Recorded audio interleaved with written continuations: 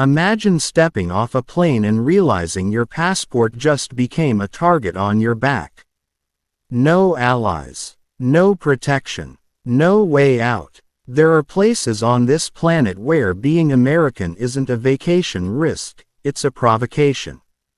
Places where your accent can get you detained, your nationality can get you hunted, and your presence can spark consequences you'll never see coming. This isn't about unfriendly stares or political disagreements. This is about closed borders, cold hostility, and deep-seated resentment forged through war, sanctions, espionage, and blood-soaked history. In these countries, the stars and stripes don't symbolize freedom, they symbolize the enemy. We travel into the shadows of the world's most unwelcoming territories, places where an American identity is a liability, an offense, and in some cases, a death sentence. No warnings, no filters, no safety nets. This is the reality of the top 10 countries where Americans are not welcome. Buckle up. Once we begin, there's no turning back. Country 1. North Korea, where your passport becomes a prison sentence. In North Korea, being American is not an identity, it's a crime waiting to happen. This is not a country with laws. It is a country with punishments. A place where ideology outweighs innocence, and your citizenship alone can seal your fate. For decades, the regime has built its national identity around one central enemy, the United States. From childhood, North Koreans are taught that Americans are not travelers, not people, but threats, ghosts of war, symbols of invasion, living evidence of the enemy they've been conditioned to hate. There is no such thing as casual tourism here, not for Americans.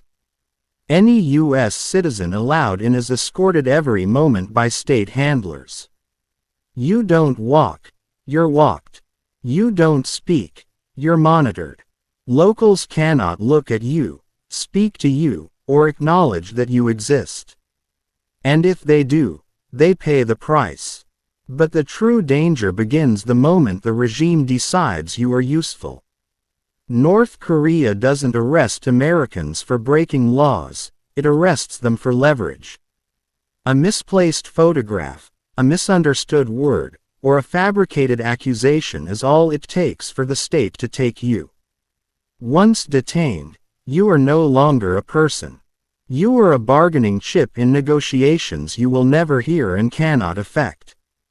Americans held in North Korea don't get trials. They get statements written for them and confessions forced from them. The regime decides your guilt before they decide your name. If the state needs a hostage, it will create one. And even if you avoid detention, your freedom is an illusion.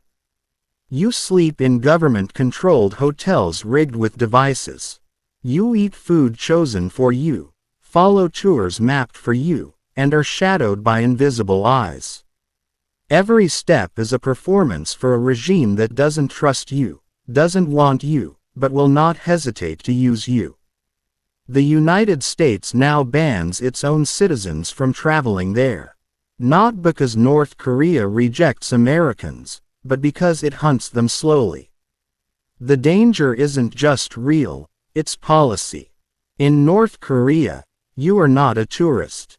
You are a ransom, a threat, or a warning. And the only way out is if the regime decides you've served your purpose. Country 2. Iran, where an American is a suspect before they speak. In Iran, an American passport does not open doors, it triggers alarms.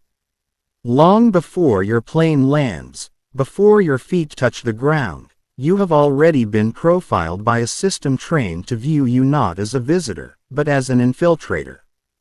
Relations between the United States and Iran haven't simply cooled, they've burned for decades.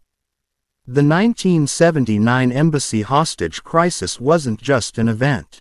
In Iran, it became a national memory, a symbol of victory against a foreign power. In America, it became a warning. Iran doesn't negotiate with tourists, it captures them. To this day, Americans who enter the country, whether journalists, aid workers, researchers, or dual citizens, put their freedom on a countdown they can't see. Iran doesn't need evidence to detain you. It needs a motive, and it always has one. The Iranian regime has a system they don't talk about publicly, but the world knows it exists: hostage diplomacy. Americans have been arrested for taking photos, for meeting locals, for simply having foreign contacts on their phones. Some have been accused of espionage without ever seeing the inside of a courtroom. Others vanish into Evin prison, a place whispered about like a curse. Evin isn't a prison in the Western sense. It is a black box. A labyrinth of solitary cells, forced confessions, sham trials, and interrogations where the lights never turn off. It is where journalists disappear. Where dual citizens are trapped for years without charges. Where Americans become bargaining chips in geopolitical games. If you're captured in Iran, your guilt is irrelevant. Your citizenship is the sentence. Even outside detention, you are not safe. Your hotel is monitored. Your movements are traced. Your contacts are recorded. Locals who speak to you risk being questioned or worse. A casual conversation can be interpreted as espionage. A camera in your hand can be considered surveillance equipment. And if you hold dual citizenship, American and Iranian, it gets worse. Iran does not recognize your U.S. nationality. You are treated as Iranian only, denied consular protection, and accused of betraying the country you were born into. Americans don't simply risk hostility in Iran, they risk disappearance. The U.S. government strongly warns citizens to stay away, but even that has limits. Some Americans have been detained while trying to leave. Others arrested while visiting family. Some lured in by promises of safety, only to become headlines months later. You cannot negotiate your way out. You cannot argue your innocence. In Iran, if you're American, innocence is not a defense. They don't believe in it. Here, you are not a traveler. You are a target wrapped in a passport. Country 3. Syria, where an American is a prize for the desperate and the ruthless. In Syria, borders don't define danger, warlords do. Governments don't guarantee safety, factions control fate. And if you're American, your name isn't just your identity. It's your price. Syria is not a country in the traditional sense anymore. It is a fractured battleground carved up by militias, extremists, government forces, foreign fighters, intelligence networks, and criminal groups looking for leverage. In this chaos, an American is not a civilian, they're a headline waiting to happen. The United States hasn't had an embassy in Syria since 2012. There is no diplomatic lifeline, no consular visit, no safe house to run to. If you vanish here, you're not missing, you're gone. ISIS may have lost its caliphate, but its ideology and splinter cells remain active. Rebel groups still fight for land and funding. Regime forces operate with absolute impunity. And every one of them knows the value of an American captive, financially, politically, symbolically. Pro-Assad intelligence networks have detained foreign nationals under accusations of espionage. Pro-Iranian militias have used kidnappings as negotiation tools. Criminal gangs sell hostages to the highest bidder. You don't have to do anything wrong. You just have to be American. Step onto Syrian soil, and every road is monitored by someone who sees you as currency. Your passport doesn't protect you, it exposes you. Every face you meet could be a scout. Every building could be a trap. Every Vehicle could be the last one you're seen in. Even if you avoid extremists and regime forces, there is no infrastructure to help you. No law enforcement you can trust. No communications network that won't intercept you. Even the wrong photograph posted online can signal your location to men who trade in ransom and revenge. And the few locals willing to help you, they risk imprisonment, interrogation, and execution just for speaking to you. In Syria, there are no warnings printed on travel advisories strong enough to match reality. For Americans, stepping into this country is not risky, it is reckless to the point of suicidal. You are not a visitor here. You are a bargaining chip, a propaganda tool, or a ghost waiting to be claimed. Country 4. Yemen, where chaos hunts foreigners and Americans are the ultimate bounty. In Yemen, the danger doesn't wait for you to make a mistake, it's already waiting when you arrive. This is a country where the government barely controls its own capital, where war is not a chapter of history but the oxygen in the air, and where being American marks you as prey in a land ruled by desperation, ideology, and survival. There is no functioning embassy, no safe corridor, no official rescue route. The United States pulled its diplomats out years ago, not because of caution, but because remaining any longer meant certain death or capture. If Americans with diplomatic protection had to flee, imagine the fate of those with none. Yemen is carved into territories controlled by Houthi rebels, extremist militias, tribal warlords, and remnants of al-Qaeda in the Arabian Peninsula, one of the world's most dangerous terrorist factions. Each group has different enemies, different motives, and different goals. But there's one thing they all understand: a captured American is a jackpot.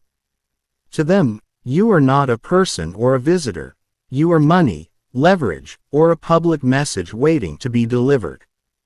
Kidnappings here aren't rare, they are a profession. Americans have been abducted off roads, snatched from vehicles, dragged from homes, and held in underground cells.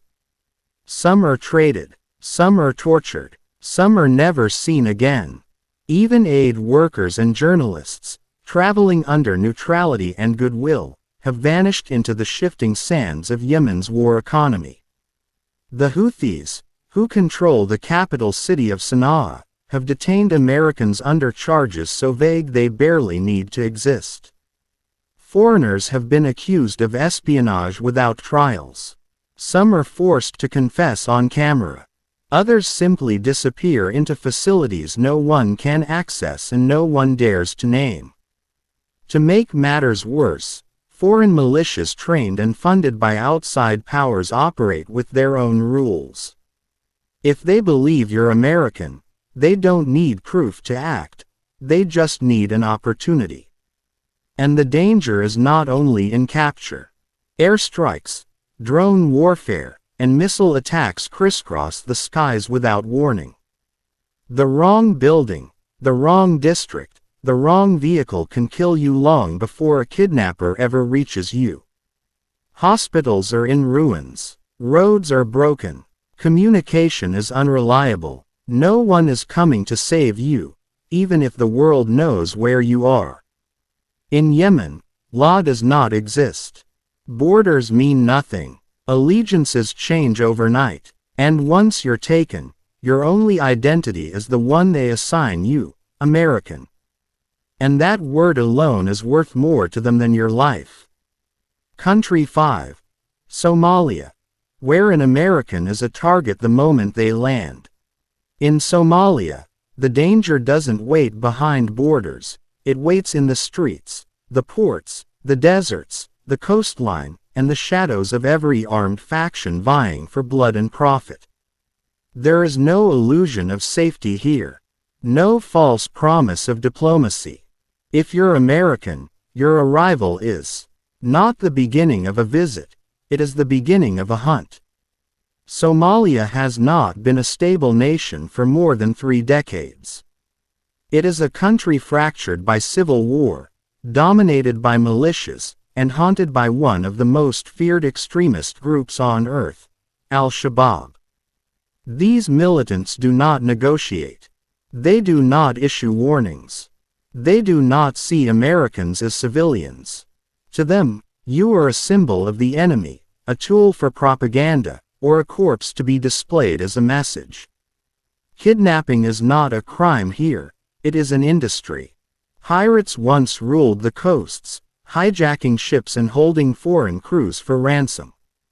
But Americans, they were the premium catch, the kind that could trade for millions or headlines.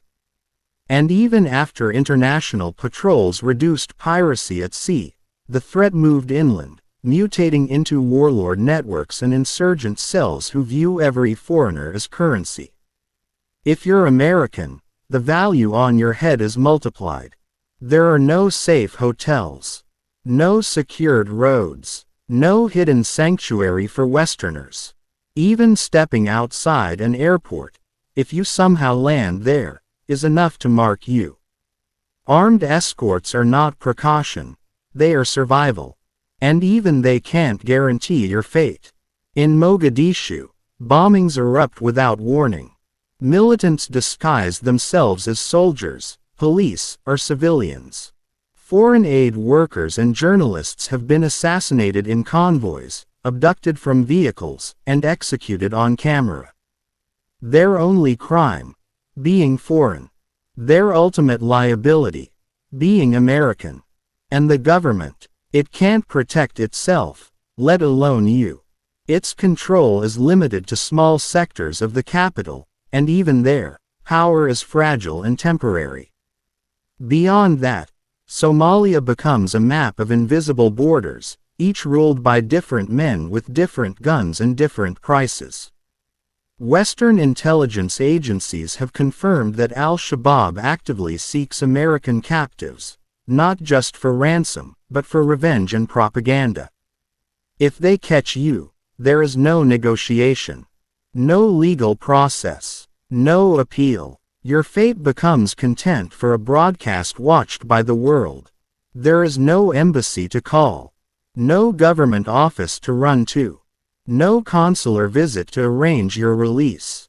When Americans disappear in Somalia, they often vanish into silence, because rescuing them would take an army, and even that might fail. Somalia is not a place where Americans are disliked. It is a place where being American makes you the most valuable target on the ground. Here, survival isn't unlikely, it's almost impossible. Country 6. Afghanistan. Where the war may be over, but the hunt isn't. In Afghanistan, the battlefield never ended, it just changed hands.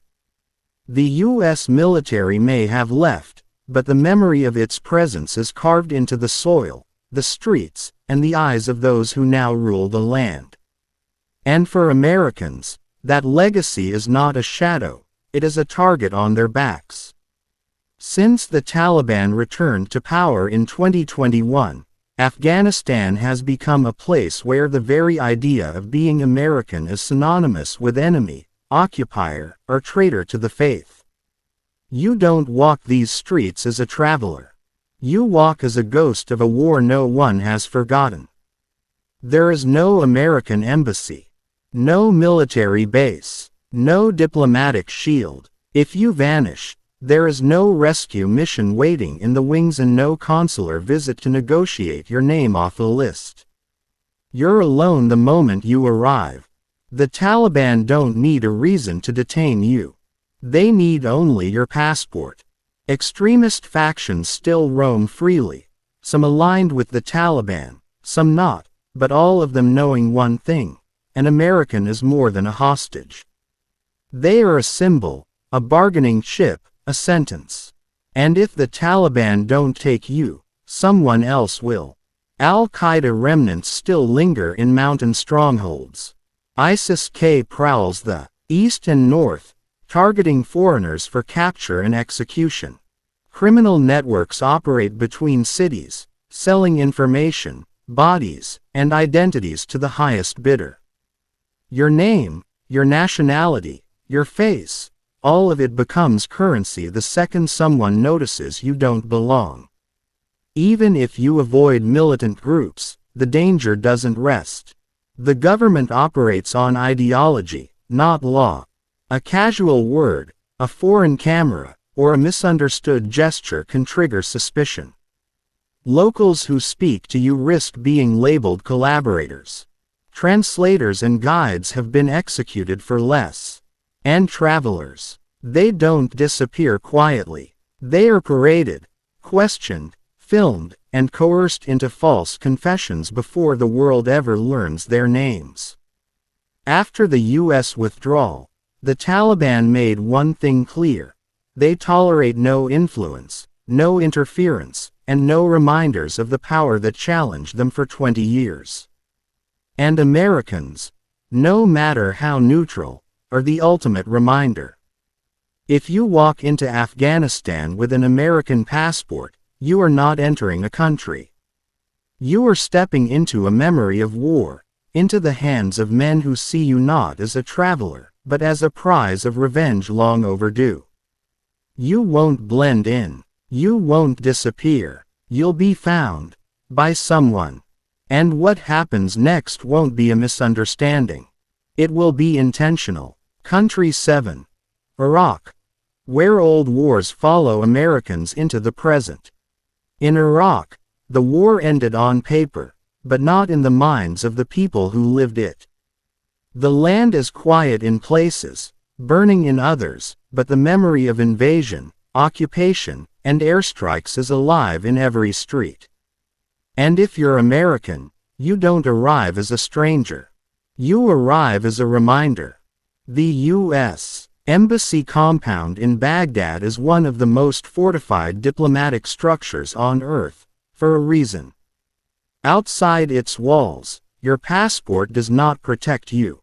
It endangers you. And stepping beyond those green zones, checkpoints, or official transports turns you into a high-value target instantly. Militia groups backed by foreign powers operate autonomously in Iraq, armed, organized, and openly hostile to any trace of American influence. These are not random gunmen. These are factions with leaders, territory, and agendas built on eliminating or exploiting those tied to the United States. And then there are the remnants of ISIS, scattered, wounded, but still breathing in the deserts and mountains. To them, an American is not a person, but a stage for vengeance. Hostage videos, public executions, and ransom trades were not isolated acts. They were messages to the world, and they were filmed on Iraqi soil. Even in the cities that appear calm, Erbil, Najaf, Basra, danger does not sleep. Armed groups monitor foreigners. Intelligence operatives track movement. The wrong driver, the wrong translator, or the wrong road can lead you into captivity faster than you can state your name. And you won't know it's happening until it's too late. Americans have been kidnapped from vehicles, airports, highways, hotels, and homes in Iraq. Some were mistaken for contractors.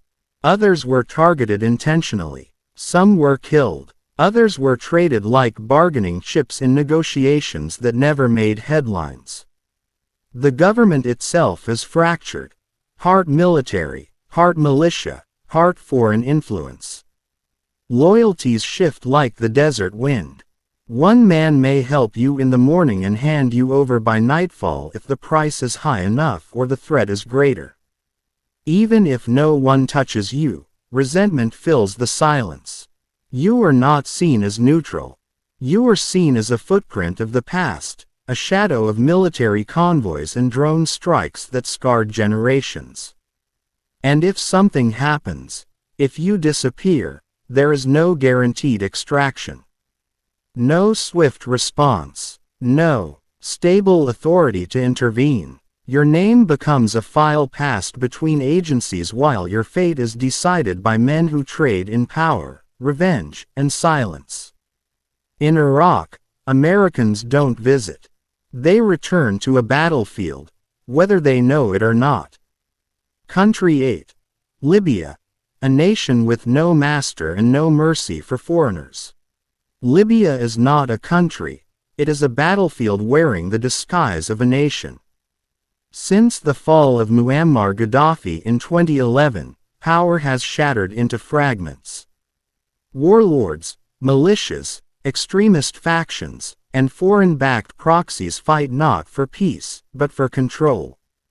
And in this chaos, an American is not a visitor. They're a bargaining chip, a message, or a casualty. There is no functioning central government recognized across the entire country. Instead, Libya is carved into zones of influence, each controlled by a different commander, ideology, or foreign sponsor. Travel between these zones is not just unsafe, it's unpredictable, because every checkpoint writes its own laws. And if you're American, those laws are rarely in your favor. ISIS once raised its black flag in cities like Sirte, and though their territory has shrunk, their networks have not vanished. Al-Qaeda affiliates operate in hiding. Armed groups roam the Sahara. Criminal syndicates move hostages like currency across borders. And every one of them understands exactly how valuable an American can be, dead or alive. In 2012, the world watched the U.S. diplomatic compound in Benghazi burn. An American ambassador was killed. Security forces were overrun. That event was not an anomaly, it was a warning. Since then, embassy operations ceased entirely. There is no consulate to call. No Marines waiting behind reinforced walls. No rescue plan. Even humanitarian workers and journalists have been kidnapped, tortured, and ransomed by groups pretending to be officials. Some were sold from one militia to another like property. Others vanished in the desert without a trace. And don't mistake the cities for safe zones. Tripoli, Misrata, and Benghazi are strongholds only in name. Beneath them lie networks of armed factions who owe allegiance to no one. Gunfire can erupt without warning. Car bombs still light the streets. And foreigners are constantly scanned, studied, and reported. Libyan militias do not need a reason to take an American. They need only an opportunity. And if you disappear, there is no negotiation table waiting. The U.S. has no permanent diplomatic presence. Allies have limited reach. Even identifying your captors could take months. In many cases, bodies are found long before names are released. In Libya, the danger isn't concealed, it breathes in the open. The flag may change, the leaders may fall, but one truth remains. An American on Libyan soil is not a guest. They are prey. Country 9. Russia, where your passport can become your prison sentence. In Russia, you don't need to cross a battlefield to be in danger, you only need to carry the wrong citizenship. And for Americans, that passport might as well be a target under glass. This is not a place where hostility screams in the streets. It watches in silence. It listens through walls. It waits behind uniforms marked with symbols of the state. In today's Russia, the government does not hide its suspicion, it uses it. Tensions between Washington and Moscow are not political footnotes. They are weapons. And Americans are the leverage. Journalists, teachers, tourists, and even corporate employees have been detained without warning, accused of espionage, extremism, or fabricated crimes designed not for justice, but for negotiation. Trials unfold in locked courtrooms. Evidence is secret. Sentences stretch not for years, but decades. You don't need to be guilty. You only need to be American. The case of Brittany Griner stunned the world. But she was not the first American imprisoned, and she will not be the last. U.S. citizens have been arrested for carrying medication, for meeting contacts, or for simply being in the wrong place when the Kremlin needed a pawn. And what awaits behind bars is not a cell, it's a system built to break you. Russia's penal colonies are relics of a darker era.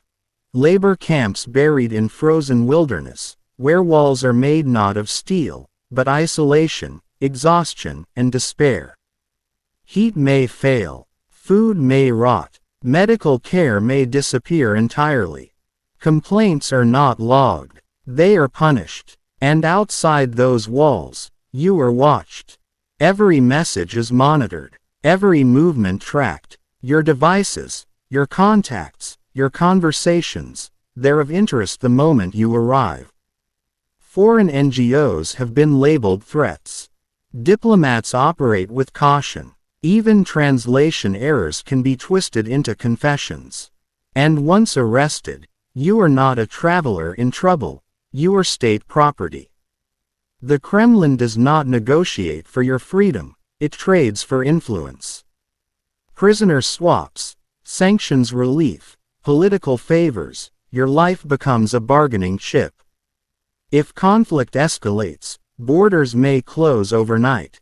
Flights may vanish. You could be trapped not by chance, but by design. Russia is not a place where Americans vanish by accident. Here, you are not unwelcome. You are useful. Country 10. Venezuela. Where your freedom can be confiscated with a glance. In Venezuela, the danger doesn't always come from the shadows, it can come from the government itself. For Americans, the threat isn't theoretical. It is sanctioned, strategic, and often silent until the trap closes. Diplomatic relations between the United States and Venezuela have deteriorated into hostility. The U.S. Embassy in Caracas suspended operations years ago. There is no consular protection, no safe point of contact, no official lifeline. If you are detained, you are alone, and the government knows it. The regime has accused Americans of espionage, conspiracy, sabotage, and terrorism, often without a shred of evidence.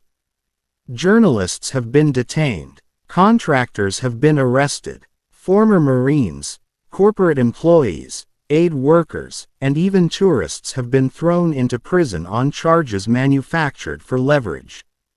And make no mistake, hostage diplomacy is not a rumor here. It is a tool. Those imprisoned are often held in facilities that the world rarely sees: underground cells, intelligence compounds, overcrowded detention blocks where light, rights, and communication vanish at the door. Access to lawyers is delayed, denied, or controlled. Charges can take years to formalize, and trials, if they occur, are orchestrated displays, not legal proceedings. Political tension fuels the danger. Anti-American rhetoric is woven into propaganda, painting U.S. citizens as operatives, infiltrators, or symbols of an enemy state.